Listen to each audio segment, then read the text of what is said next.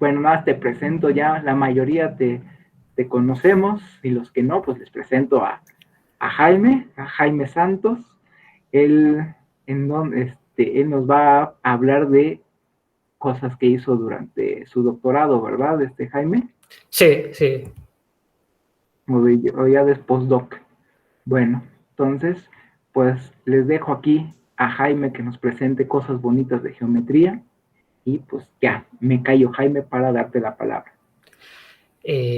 Bueno, muchas gracias por invitarme a dar una plática. Sí, voy a hablar de algunas cosas que aparecen en la tesis. Curvatura de Ricci sintética e isometrías sobre estos espacios. Lo siento, todas las slides están en inglés, pero bueno. Empecemos. Bueno, usando técnicas de transporte óptimo, nos es posible darle a un espacio métrico, al espacio de medidas de probabilidad, una instancia, con lo que se llamará el espacio Wasserstein.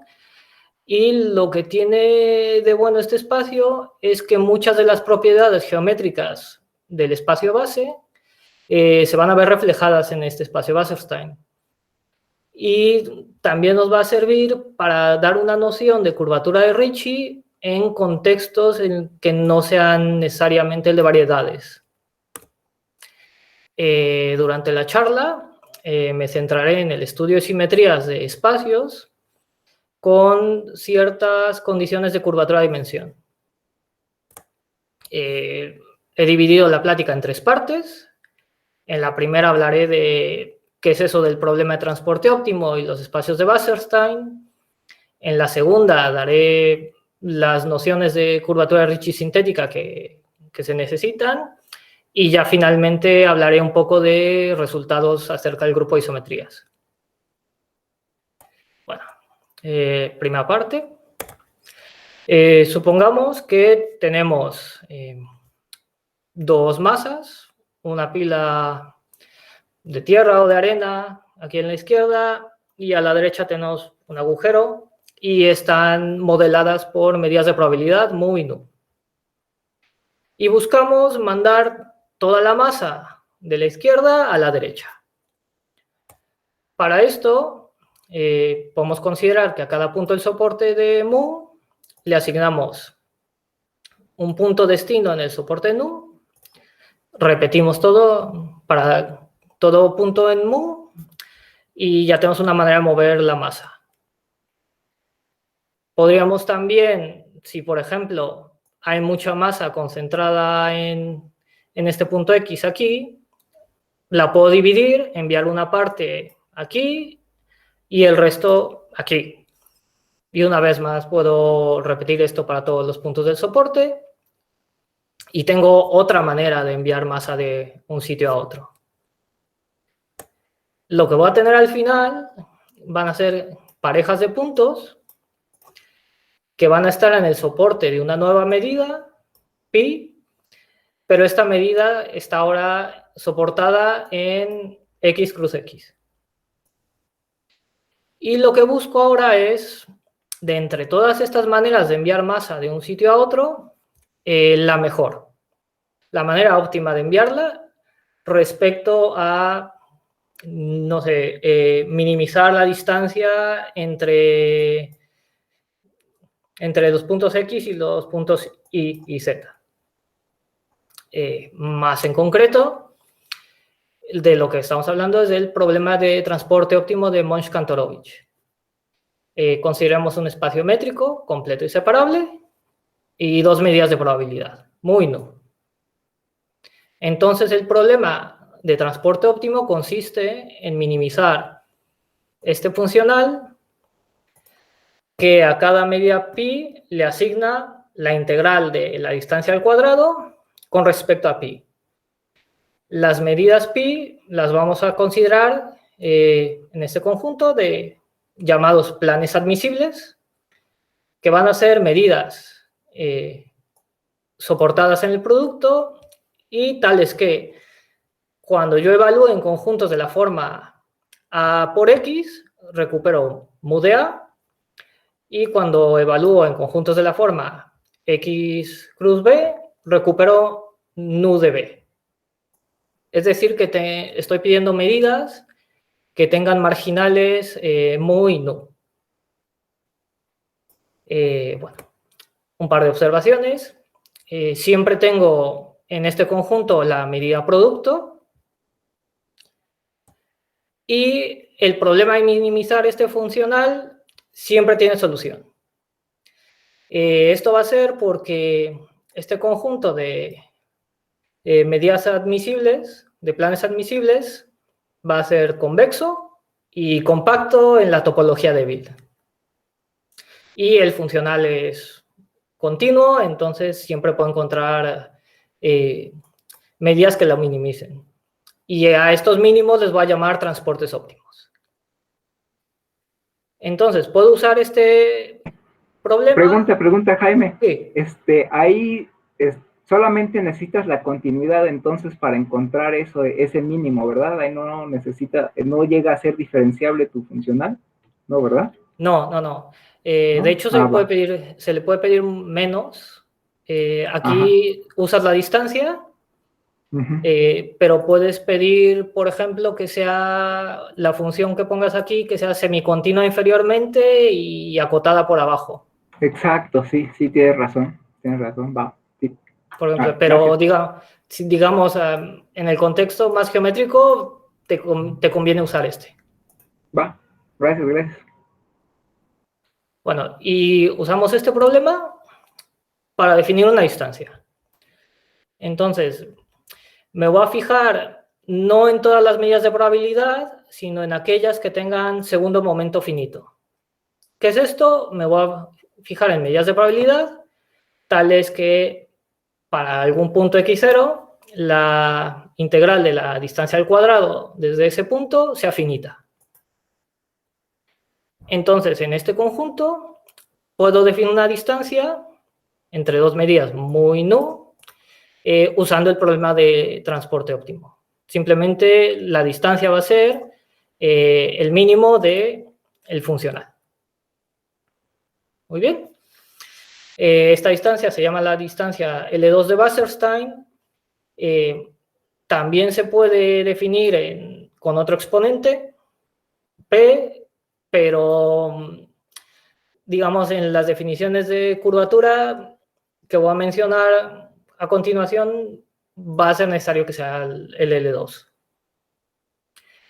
Muy bien. Algunas propiedades de este espacio. Es completo y separable. Va a ser compacto si solo si el espacio original es compacto, aunque hay que notar que si X no es acotado, entonces el espacio Wasserstein no va a ser localmente compacto. Entonces es un poco más complicado. También voy a tener que si yo defino la función que manda cada punto a la delta de Dirac en ese punto, defino un encaje isométrico de X en el espacio Wasserstein. Entonces tengo a mi espacio o a mi variedad siempre metida isométricamente en este espacio de medidas de probabilidad. Y además, ya algo más geométrico es que X va a tener curvatura seccional no negativa si solo si el espacio Wasserstein tiene curvatura seccional no negativa en el sentido de Alexandrov. En este sentido de comparación de triángulos y geodésicas. Entonces, sí hay geometría reflejada en el espacio de Wasserstein en un principio. Además, otra propiedad muy importante, interesante, es que va a haber geodésicas en el espacio Wasserstein. Si mi espacio base es geodésico también. Entonces, ¿qué voy a entender por una geodésica? Una geodésica va a ser una curva gamma del 0 a 1 en mi espacio X, tal que para todo S y T, la distancia entre gamma de S y gamma de T va a ser igual al valor absoluto de la diferencia entre S y T multiplicado por la distancia entre los extremos. Estoy considerando entonces curvas minimizantes con velocidad constante. Al espacio geodésicas lo denoto así, geo de x, y para escribir las geodésicas en el espacio Wasserstein me hace falta definir un par de cosas. Para cada t tengo estas funciones de evaluación, E sub t, que simplemente toman una curva gamma y la evalúan en t. Entonces, con esto, un primer resultado, si X es un espacio geodésico, entonces el espacio Wasserstein también lo es, y van a ser equivalentes el que una curva sea una geodésica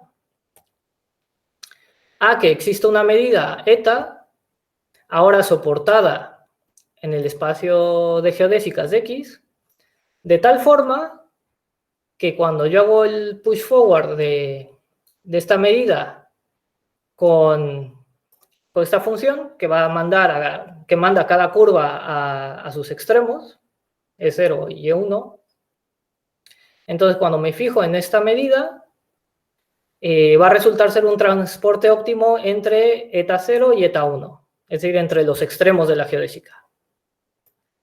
Y además, la geodésica va a venir dada por hacer el push forward de E sub t a la eta original. Entonces, esto me quiere decir que las geodésicas en el espacio Wasserstein las puedo interpretar como que consisten en enviar la masa de una medida de la medida eta 0 a la medida eta 1, moviendo la masa a lo largo de geodésicas. Más adelante mencionaré algo más acerca de qué se puede decir en algunos casos de cómo se mueve esta masa. Y para ello, pues, un par de ejemplos. En el caso más sencillo. Si tenemos dos puntos P y Q y queremos ver cómo son las geodésicas en las deltas de Dirac, la delta en P y la delta en Q, es fácil ver que el único plan que podemos tener es la medida producto. Y entonces pueden ocurrir varias cosas. Si gamma es una geodésica que une a P con Q, entonces yo puedo definir una curva mu de t como delta de gamma de t, es decir, me muevo a lo largo de deltas de Dirac, y esta mu de t va a ser mi geodésica en espacio Wasserstein, pero también puede pasar otra cosa. Si hay más de una geodésica que une P con Q, si por ejemplo tenemos también sigma, entonces puedo ser un poco más creativo. Suponemos que la de aquí arriba es gamma, la de acá, aquí abajo es sigma, entonces puedo dividir la masa, enviar la mitad aquí arriba y la otra mitad por aquí abajo, y entonces ahora tengo una curva que consiste en medidas que tienen dos átomos. Los átomos se van a mover a lo largo de una geodésica cada uno. Uno a lo largo de gamma y el otro a lo largo de sigma, y esto va a definir una geodésica en espacio Wasserstein. Podría también haberle dado más masa a una que a otra, por ejemplo, dar aquí 1 menos lambda y aquí lambda, pero bueno, la idea es esta, que pueden haber muchísimas más geodésicas en el espacio Wasserstein, haciendo cosas de este estilo. Muy bien, ya que tengo definido el espacio Wasserstein, el problema de transporte óptimo y... Jaime, perdón, una pregunta, pero en general interpolar entre las medidas solo es geodésica para las deltas, ¿verdad? ¿Cómo está ahí? No siempre interpolar va a ser la geodésica, ¿verdad? No siempre, no siempre. Ok, va. No, okay. O sea, sí tienes que tener cuidado, pero sí que puedes hacer cosas, sobre todo cuando tienes medidas discretas. Igual y sí puedes jugar un poco con cuáles estás usando para hacer el transporte y para ir generando. O sea, sí puedes tener más libertad. Va. Bueno, ahora la segunda parte, nociones de curvatura de Ricci. Me voy a centrar en espacios métricos de medida, X de M, donde en la parte métrica XD voy a pedir que sea completo, separable y geodésico, y a la medida M, que voy a llamar medida de referencia, le voy a pedir que sea una medida de Borel no negativa, finita en conjuntos acotados y que el soporte sea todo X. El ejemplo típico que hay que tener en cuenta es una variedad riemanniana, su distancia inducida por la métrica riemanniana y el volumen con alguna densidad. Entonces, para definir curvatura en este tipo de espacios, vamos a hacer lo siguiente. Vamos a necesitar dos cosas. La entropía y convexidad en cierto sentido. Entonces, si tomamos una medida mu y podemos definir su entropía relativa con respecto a m de la siguiente forma.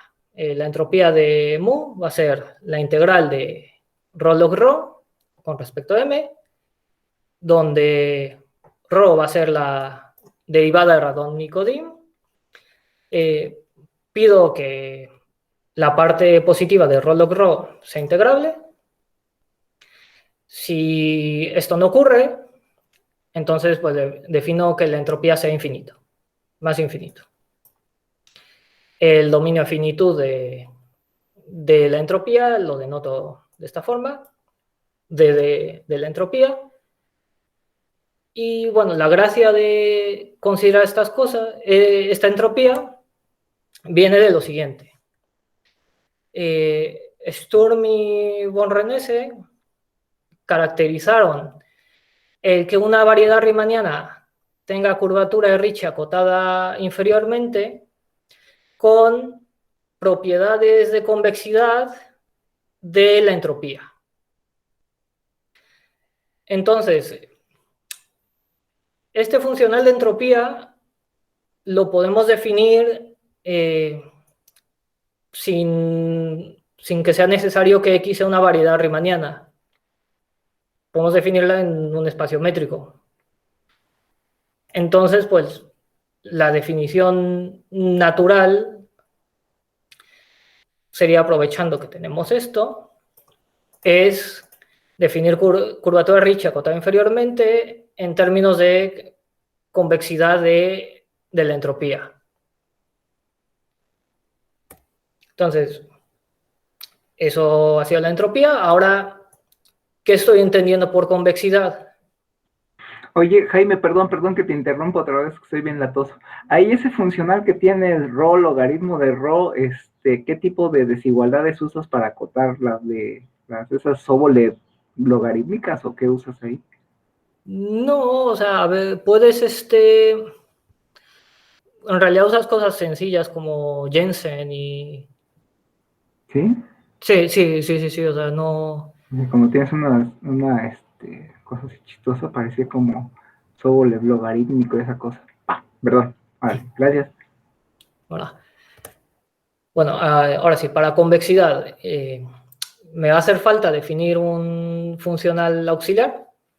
Si tenemos una función S de un espacio métrico menos infinito a infinito y un número n real pero mayor o igual que 1, entonces u sub n en x va a ser la exponencial de menos 1 sobre n s de x.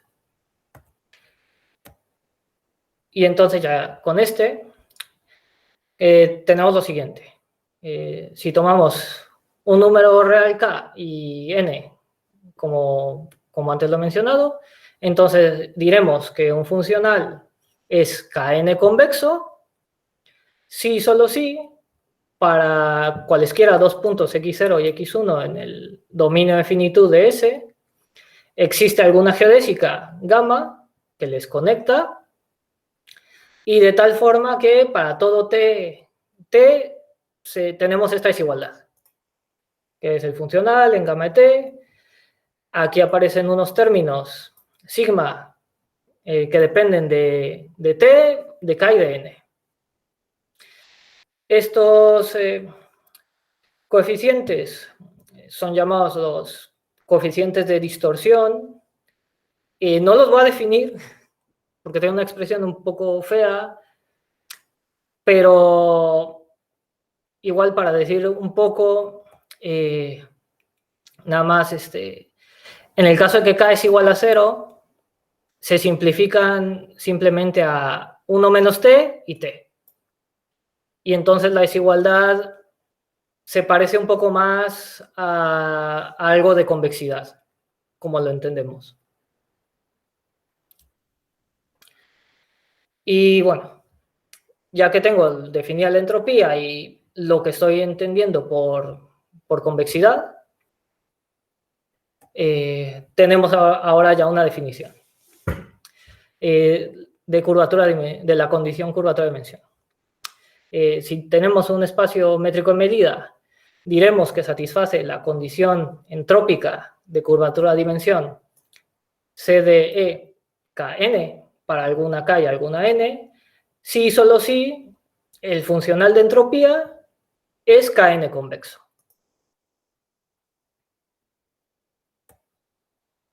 Una observación, esta definición es de Herbar, Kuwata y Sturm, es de 2015.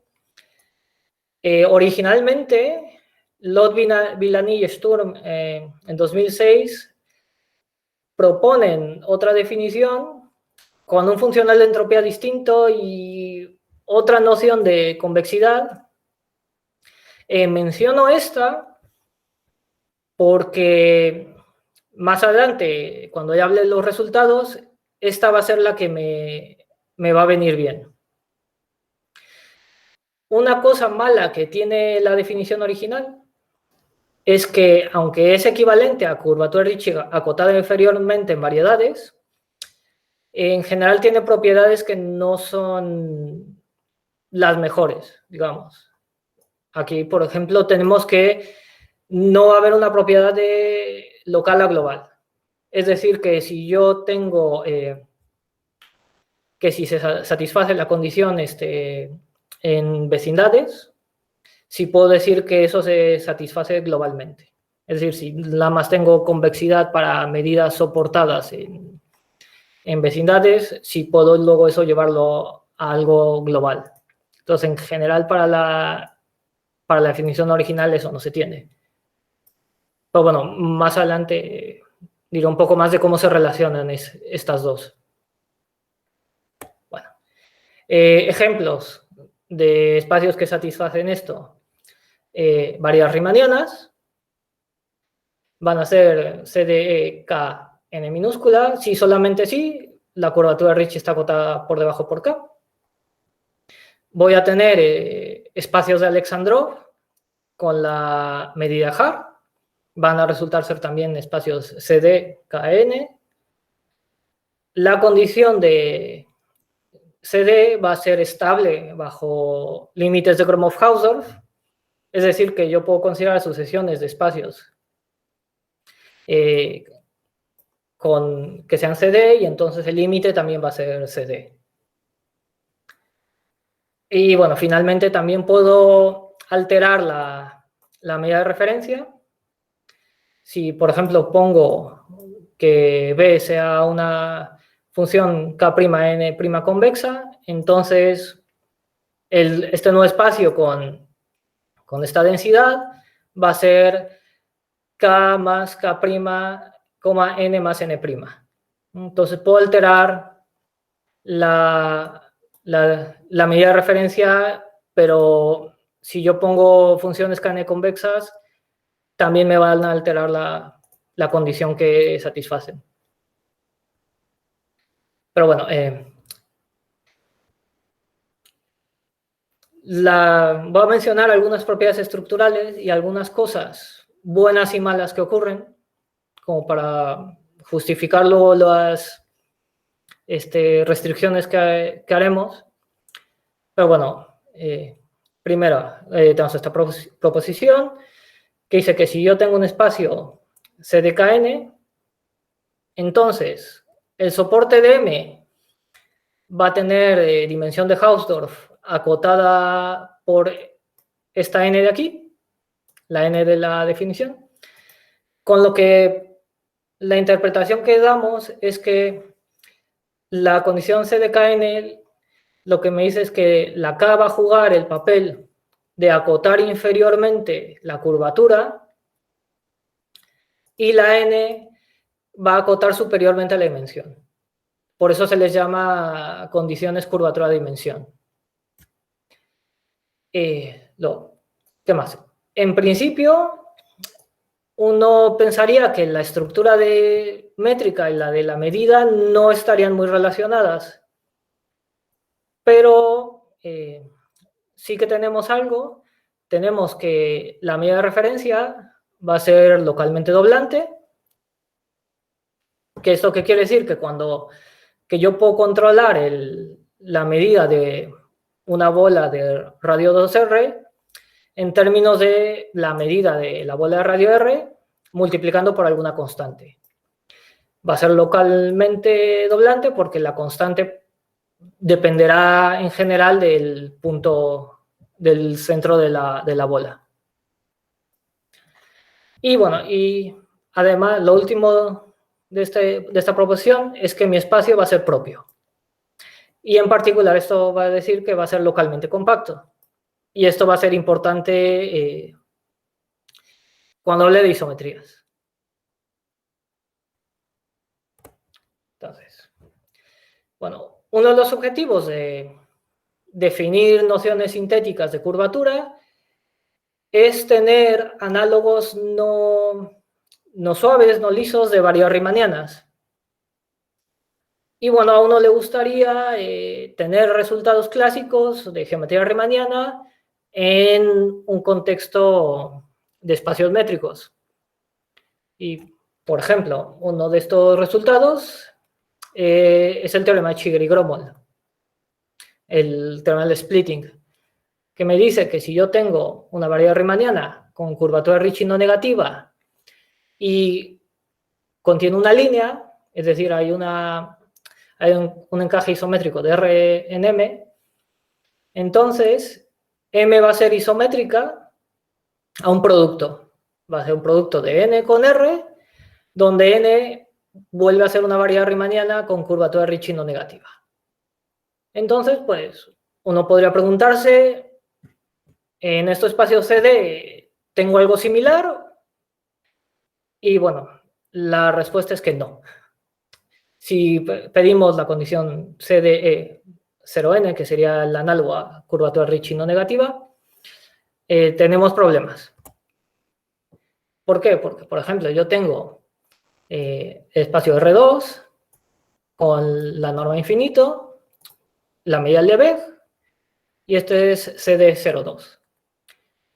Tiene líneas, un montón de ellas, pero también, por ejemplo, tiene un montón de geodésicas que se bifurcan. Aquí he puesto un dibujo. Y bueno, además, es claro que R2 con esta norma, pues no es isométrico a R2 con la distancia usual. Entonces, pues, este teorema, pues no lo podemos extender a CDE.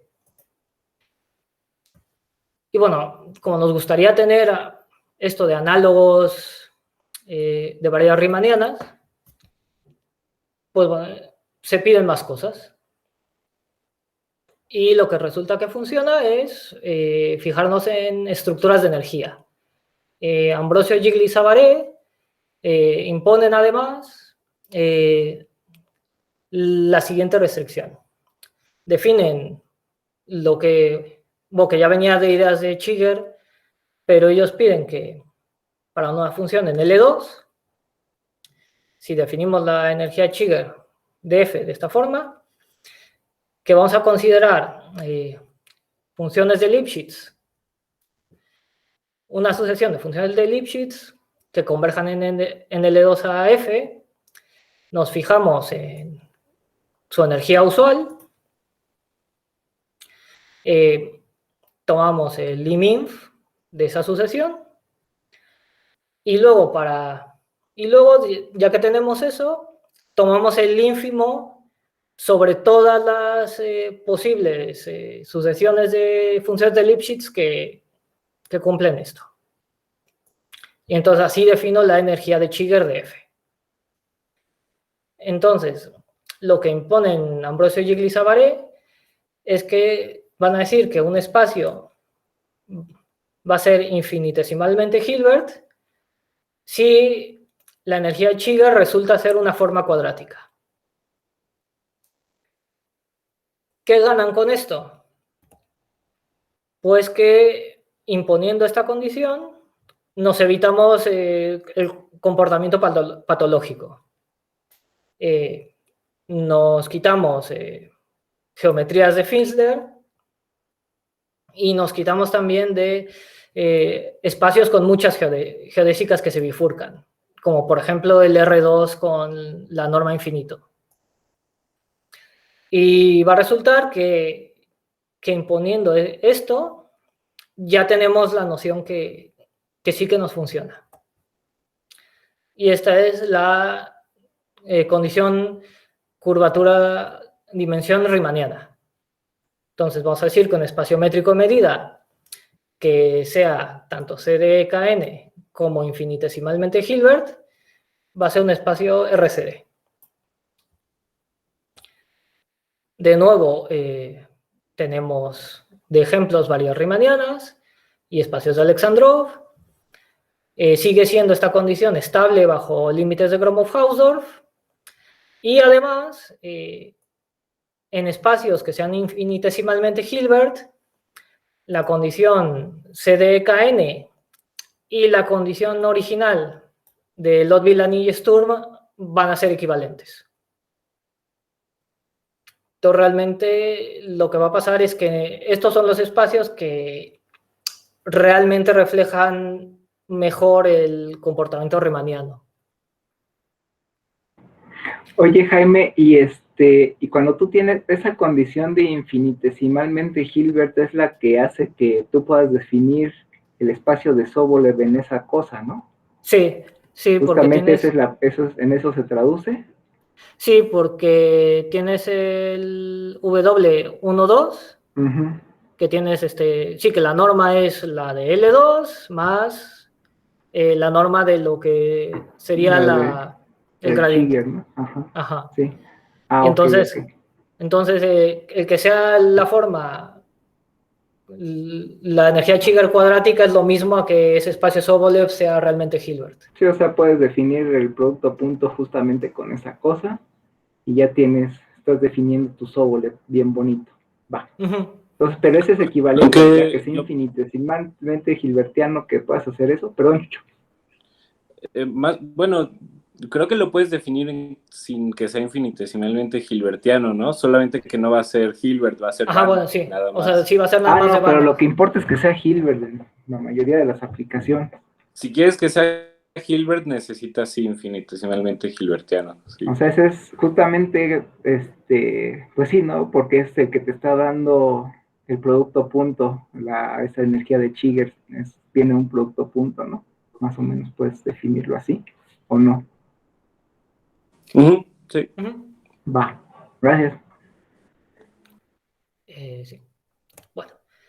Y bueno, el pedir esto de infinitesimalmente Hilbert también va a tener consecuencias en el transporte óptimo. Perdón, una pregunta. Sí. Entonces, en la definición, cuando dices forma cuadrática, implícitamente estás suponiendo que es una forma cuadrática no degenerada, ¿no? Sí. Ah, ok. Bueno, a lo que iba. Perdón. Sí que va...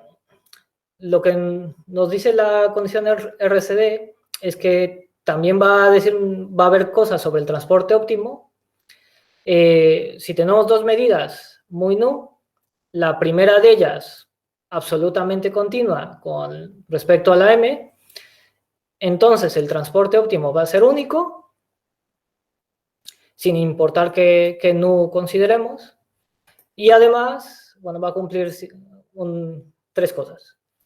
La primera es que va a venir inducida por una función, es decir, va a haber una t de tal forma que el push forward con t de mu va a ser la medida nu y que el transporte óptimo pi va a venir dado de esta forma. La identidad, t, push forward mu. También vamos a tener que va a haber un único levantamiento a una medida eta soportada ahora en geodésicas y lo que va a ocurrir es que esta medida eta, aquí debería ser eta, va a estar concentrada en un conjunto de geodésicas que no se bifurcan. Entonces esto lo podemos interpretar como que puede que haya bifurcación de geodésicas en un espacio RCD, pero no va a haber demasiadas. Digamos, a grosso modo. Y finalmente, la geodésica en espacio Wasserstein va a ser única. Y las medidas intermedias de esta curva van a seguir siendo absolutamente continuas. Salvo quizá, por supuesto, cuando lleguen a t igual a 1.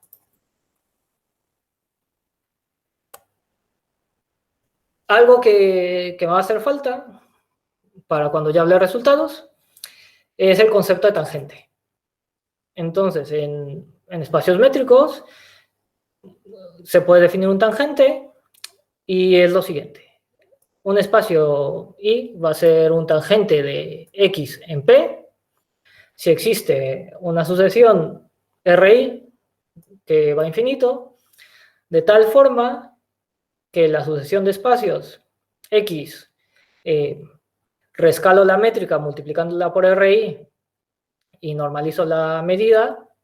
Si esta sucesión converge en Gromov-Hausdorff a I, a este Y de NY, entonces este espacio se va a llamar un tangente de X en P. En variedades riemannianas siempre voy a tener que cualquier tangente va a ser un Rn, pero en espacios métricos la situación es un poco más complicada.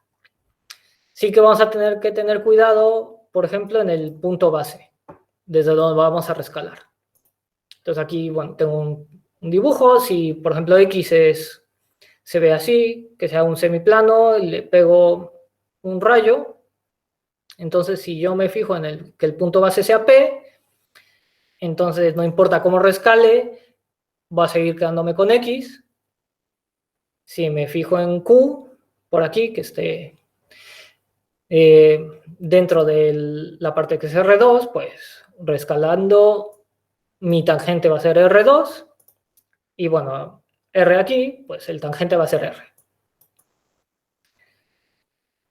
Entonces, bueno, en espacios RCD también va a haber un comportamiento un poco complicado con respecto a los tangentes, pero no va a estar tan mal.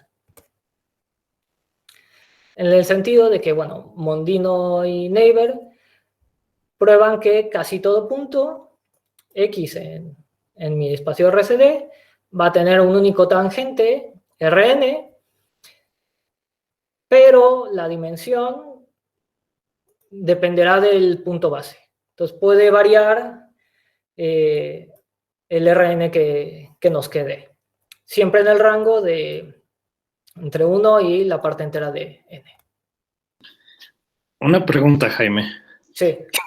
¿Esto te da una estratificación de tu espacio? O sea, que sea como unión disjunta y con alguna otra propiedad bonita de pegado. O sea, sí que puedes estratificar como, o sea, los puntos que tienen R1, los puntos que tienen R2, ¿te refieres a eso? Ajá. Sí, pero estos conjuntos solamente van a ser medibles y de hecho, bueno, el segundo resultado es que encuentran que de hecho hay una n especial con la que casi todo punto va a tener un tangente de precisamente esa dimensión. Entonces no vas a tener nada como de pegado, ni nada de esa forma. O sea, sí tienes estratificado todo, pero en conjuntos medibles, nada más. O simplemente no se ha estudiado cómo va variando la geometría conforme te vas acercando.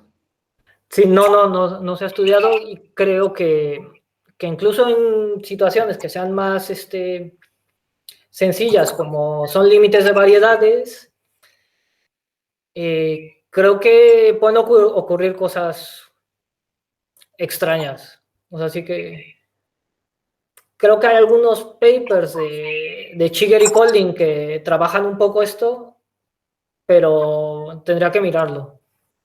Ok, gracias. Bueno, y ya que he definido propiedades de estos espacios RCD, ahora sí puedo hablar un poco de isometrías, que ya contiene resultados. Bueno, primero, una pregunta clásica en geometría es cuando un grupo de automorfismos que preserven una cierta estructura es un grupo Lie. En nuestro caso de espacios RCD, pues tenemos dos estructuras. Tenemos la métrica y la medida. El grupo de automorfismos más natural, pues sería entonces pues, considerar funciones G que sean isometrías y que además preserven la medida.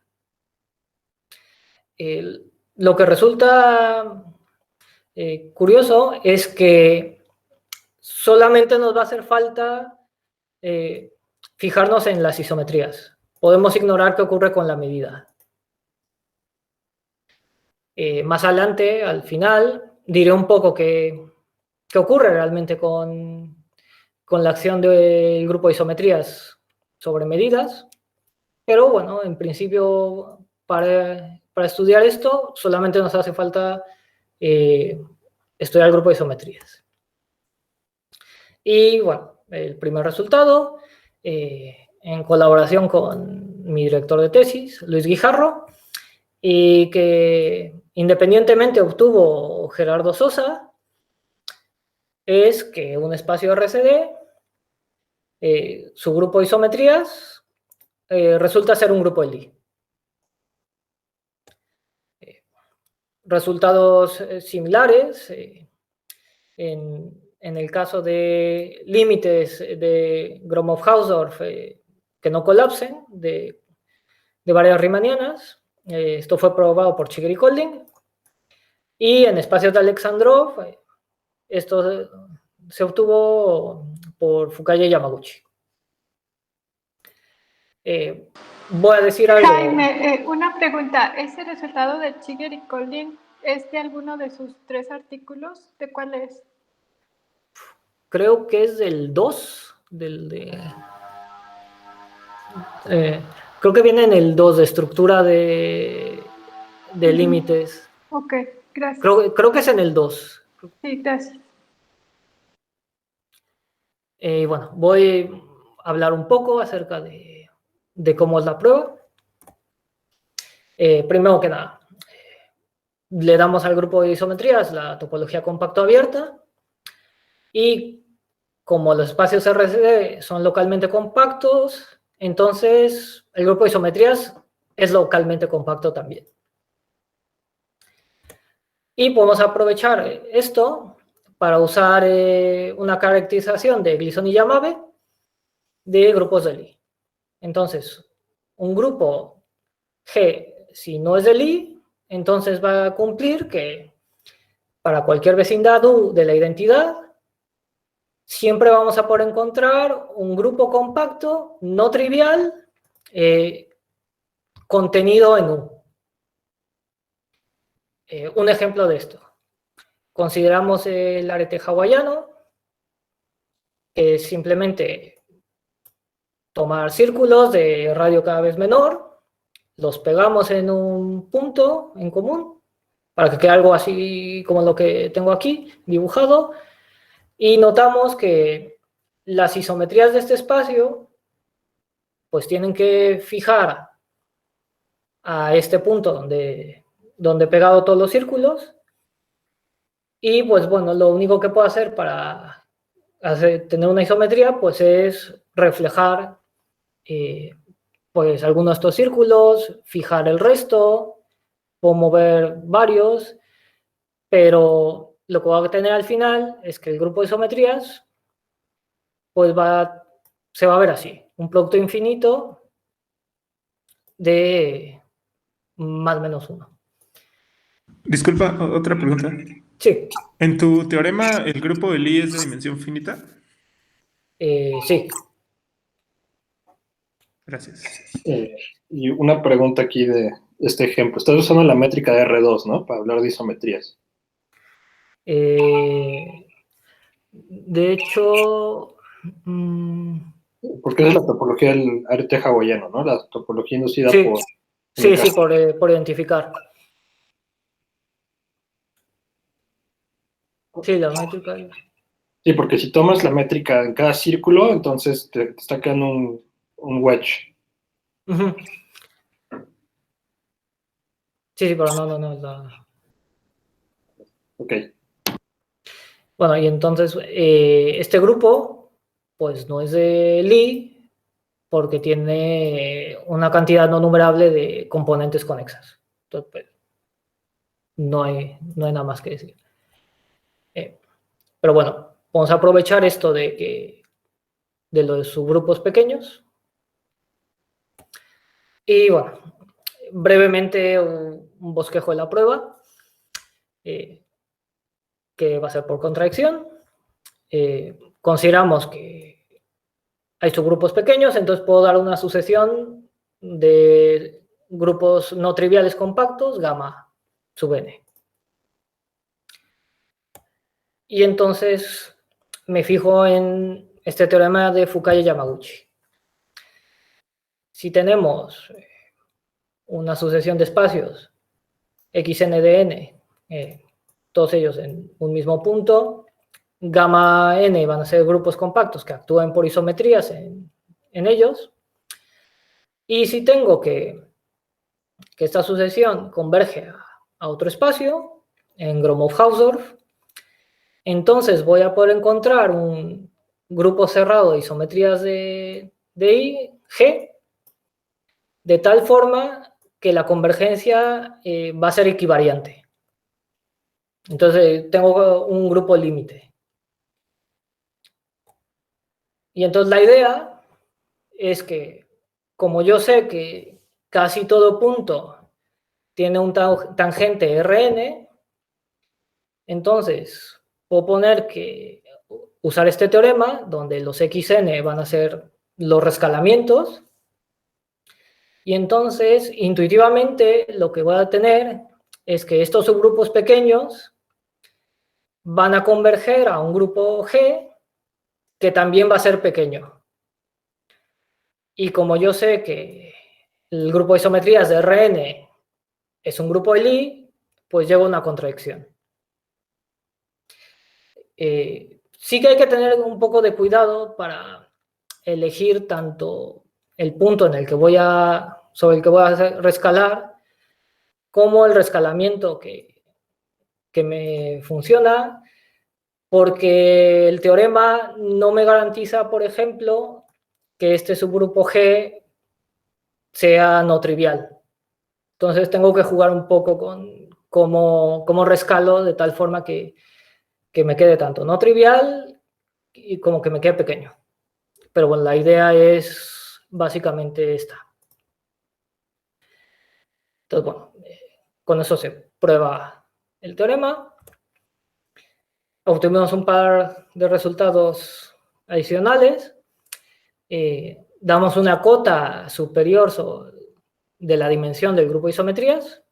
El grupo de isometrías va a estar acotado por la parte entera de n, por la parte entera de n más 1, sobre 2. Y bueno, ya que conseguimos la cota, nos fijamos en el caso en el que el grupo de isometrías tiene dimensión máxima.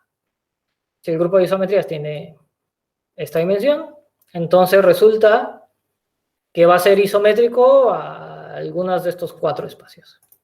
O va a ser Rn, o la esfera, o un proyectivo real, o un espacio hiperbólico.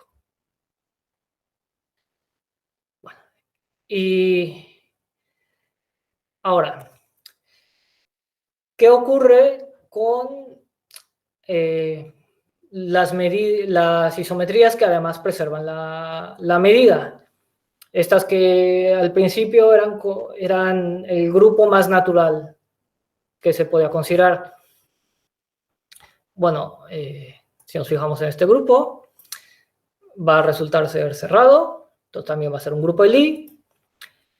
Y si además le pedimos que sea compacto, entonces está este resultado de Galás García, Kell, Mondino y Sosa.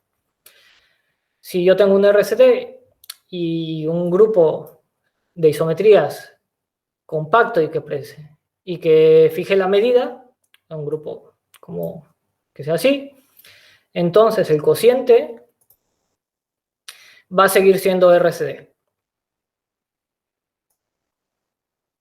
Y bueno, las hipótesis de que el grupo preserve la medida y sea compacto, no está claro que se puedan quitar. La prueba de este resultado lo que hacen es que tienen que mirar la convexidad del funcional de entropía en el cociente. Entonces lo que hacen es que las medidas de probabilidad en el cociente las levantan a medidas de probabilidad en el espacio original, y lo que observan es que la entropía de la medida en el cociente va a ser igual a la entropía del levantamiento. Y entonces, pues, ya les queda fácilmente ver que la convexidad de este funcional pues, se va a seguir de la convexidad del original. Si dejo de pedir que se preserve la medida, el levantamiento ya no es claro cómo se puede hacer. Pero bueno. Entonces, lo que luego miramos es, bueno, cómo actúan las isometrías en medidas. Entonces, una acción natural es por push forwards. A un G y una medida, la mando al push forward de G mu. En particular, pues notamos que si usamos esta acción en espacio de Wasserstein, va a ser una acción por isometrías. Y también notamos que si yo tengo una isometría G, entonces claramente G va a ser un isomorfismo de espacios métricos de medida entre XD y M, y de XD y G push forward M. Y bueno, y de aquí se sigue que XDM va a ser RCD, si solo si XD, G push forward de M lo es. Y bueno, ahí, con esta observación, nos fijamos que hay un resultado de Kell que me dice que si yo tengo un espacio XD y hay dos medidas, M1 y M2, que lo hacen RCD, entonces M1 y M2 deben ser mutuamente absolutamente continuas. En nuestra situación de isometrías lo que tenemos es lo siguiente, que si tengo G, entonces M y G push forward de M van a ser equivalentes y entonces pues tenemos que G push forward de M pues va a ser M con una densidad. Y bueno, y aquí termino con una última cosa, que ya que observamos esto, pues uno podría preguntarse si podemos aprovechar que la acción de las isometrías sobre la medida de referencia es más o menos buena, si podemos con esta acción alterar la medida de referencia de alguna forma para tener una medida mejor. Y mejor, pues, en este sentido. Que si tengo un espacio RCD XDM y G un grupo compacto, entonces siempre voy a poder encontrar una medida MG, G invariante, que va a ser equivalente a M, y de tal forma que el espacio X de M sub G va a seguir siendo RCD. Es decir, puedo hacer que la acción que era por isometrías ahora sea por isometrías que además fijan la medida, sin perder las cotas de curvatura. Entonces, termino con esto. La idea de cómo se construye este MG es tomar una media adecuada de estas medidas, de tal forma que la entropía con esta MG sea la media de las entropías con respecto a G push forward M, con respecto a esta H, la media de Haar. Y entonces lo que voy a tener es que, como cada una de estas es convexa, entonces voy a tener que, pues esta va a ser también convexa. Aquí hay que tener cuidado porque hay detalles técnicos que se tienen que mirar, sobre todo fijándose en el dominio de finitud de esta nueva entropía para ver que realmente podemos expresarlo así, pero bueno, la idea viene a ser esto. Usar la media Haar para tener una media de entropías que yo sé que van a ser convexas. Y bueno, y eso es todo. Muchas gracias. No, pues gracias a ti, Jaime, está muy, muy bonito todo esto. ¿Tienen dudas antes de que ataque yo a Jaime con dudas? ¿Alguna pregunta que quieran hacerle a Jaime?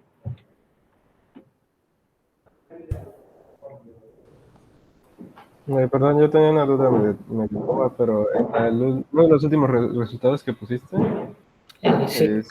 era de que podías como encontrar esta... Sí fue el último resultado, ¿no? Que podías encontrar como esta acción, una medida que fuera Esto es. invariante. Ajá. Uh-huh. Y dices ahí que es equivalente a la medida M. ¿Equivalente en qué sentido? En que sean mutuamente absolutamente continuas. Ok. Ok. Eso implica que hay como una isometría entre ambos espacios métricos de medida, o bueno, una isometría isomorfismo. O sea, simplemente te dice que esta M sub G va a ser la M con alguna densidad. Ok. Dale, gracias.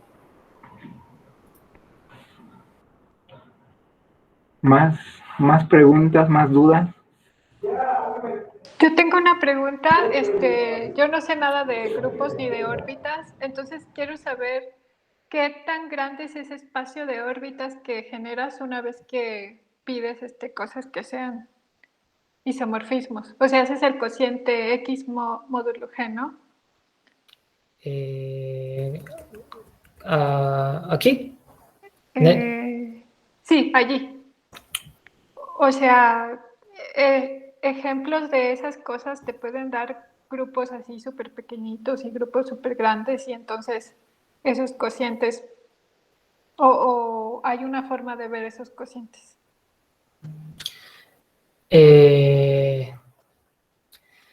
Bueno, a ver, lo que uno puede, los cocientes, lo que puedes hacer, o bueno, una de las cosas que hace, que se hace al principio es suponer, por ejemplo, que tienes órbitas de dimensión n-1, ¿no? Y que entonces el espacio cociente te queda algo de dimensión 1, que sea pequeñito. Y entonces ahí lo que la gente se pregunta es, si yo ya sé que el cociente es un intervalo o un círculo, si puedo saber algo del espacio original. Y de eso creo que sí que hay bastantes resultados, sobre todo en espacios de Alexandrov y en variedades creo que sí que hay cosas. Igual Jesús sabe más de eso.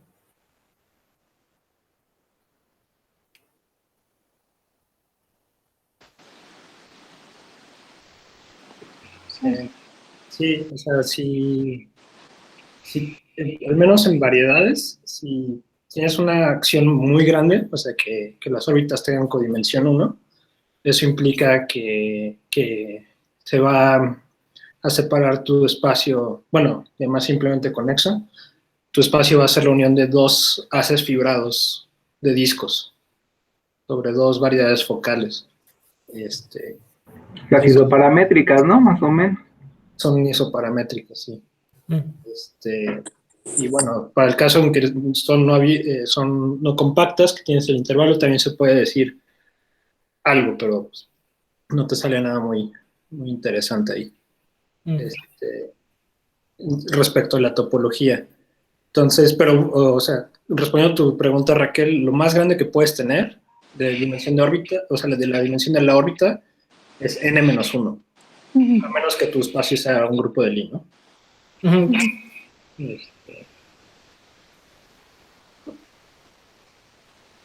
Gracias. Yo tengo otra pregunta. Bueno, de hecho son dos.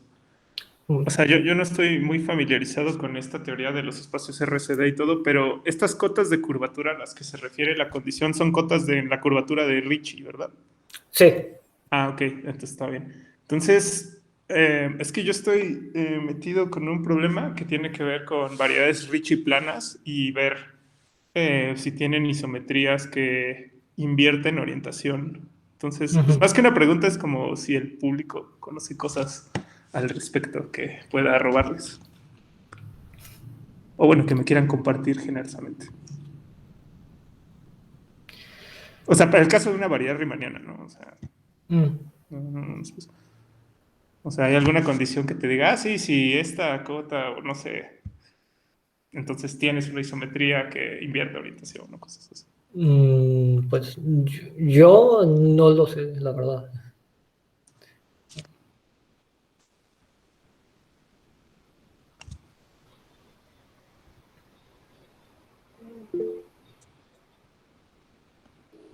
No, ni idea tampoco.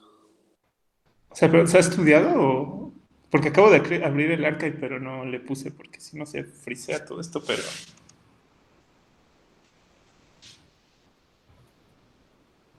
¿Cómo fue tu pregunta, Robert? O sea, ¿qué se puede decir en el caso de variedades Ricci planas respecto al grupo de isometrías, pero que invierten orientación? Digamos, pues, en función de esta teoría de espacios RCD y así. Es que en principio hay que definir bien lo de la orientación, ¿no? Aquí. No, yo estoy hablando de variedades riemannianas, o sea, no me interesan los espacios métricos. Okay. En general.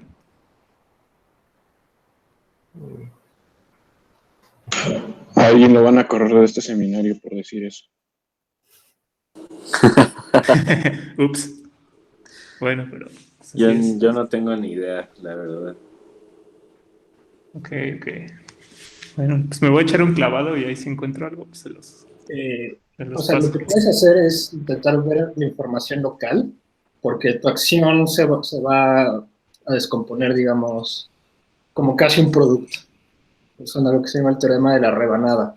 ¿Cómo? Es que te escuchaste cortado, ¿eso era para mí?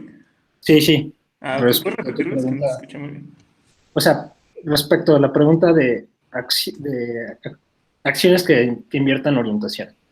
Si tienes una acción de un grupo, la acción localmente está codificada por algo que se llama la rebanada. Y eso te está diciendo que localmente casi se ve como un producto la acción, como el producto de dos grupos. Entonces, y uno de los factores está actuando en esferas. Entonces, como que te tienes que preguntar ahí si está actuando, cómo está actuando en la esfera, pero no sé cómo meterle tu condición de Ricci plano o si tenga sentido hablar de Ricci plano y acciones de grupos de Lie de dimensión positiva por isometrías. Ok.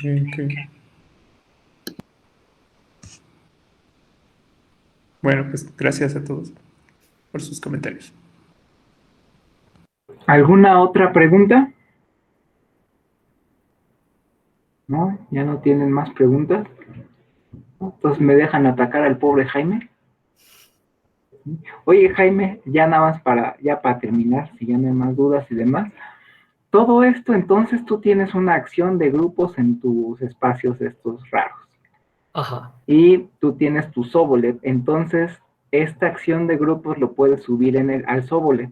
Puedes definir la colección de Sí. funciones que sean G invariantes, donde G es tu grupo de isometría. Ujú. Entonces, ahí, en ese caso, tú puedes definir entonces el espacio de las G invariantes, bonito. Ujú. Y sabes tú si hay resultados de encajes de Sobolev en estos espacios con simetrías. Yo lo que digo, estoy pensando un teorema clásico de Bell y Bogon, que dice que tú tienes en una variedad riemanniana, tienes el encaje de Sobolev hasta el exponente crítico de Sobolev. ¿Quieres ver si el encaje es compacto o algo? Si quieres ampliar, quieres encajar en algo más grande que el exponente crítico de Sobolev para poder usar métodos variacionales más bonitos. Y la pregunta es si hay un resultado que te diga algo por el estilo, así que si tú tienes la acción de un grupo compacto de tal manera que las órbitas tengan una dimensión positiva, ya definiste dimensión, ya está todo hecho, entonces tengas un encaje compacto. Ahí va a haber complicaciones porque como que no tienes eso de rebanadas bonitas en este caso, pero no sabes si hay algo hecho. Creo que sí que hay algo hecho. Creo que sí que tienes que tener cuidado con la dimensión de la órbita en tu espacio. Creo que tengo por ahí el paper, te lo puedo mandar más tarde. Va.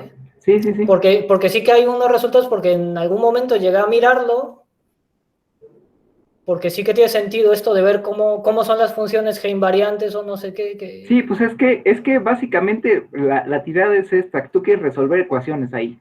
Entonces tienes el Hilbert y necesitas compacidad. Entonces es la mejor forma de recuperar compacidades con simetrías. Y necesitas ese encaje de Sobolev para hacer cosas. Entonces sí.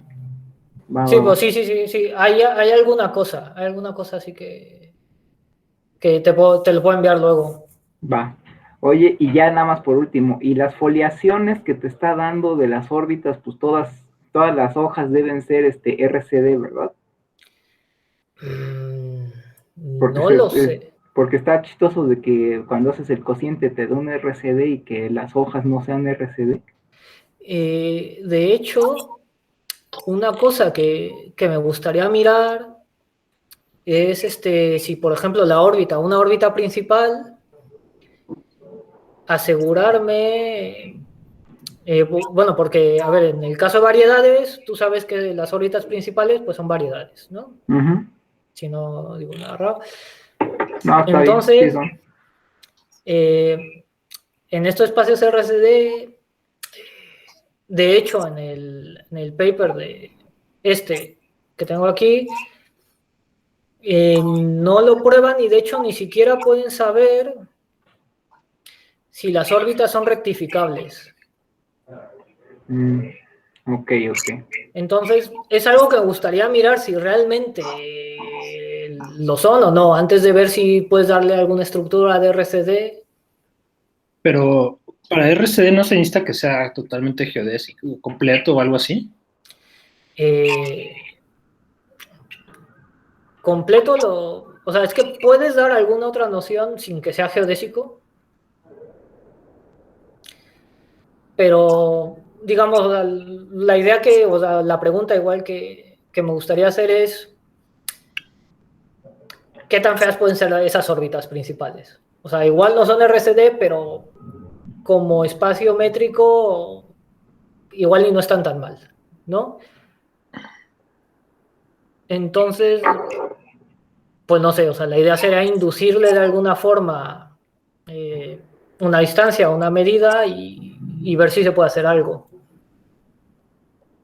Porque en este paper de Fernando sí que le piden algo extra a la acción. Uh-huh.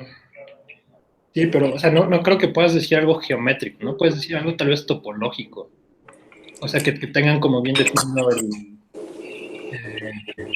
cono tangente y así, pero... O sea, porque tampoco en Alexandrov puedes decir como mucho de la geometría de las órbitas, pero sí de la topología.